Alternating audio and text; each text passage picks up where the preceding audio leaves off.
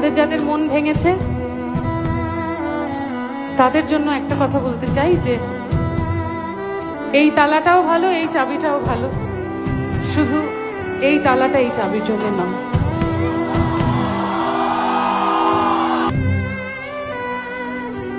আর যদি কেউ কখনো তোমায় ছেড়ে চলে যায় তাকে বলে দিও তুমি অন্য কারোর সঙ্গে বেঁধে।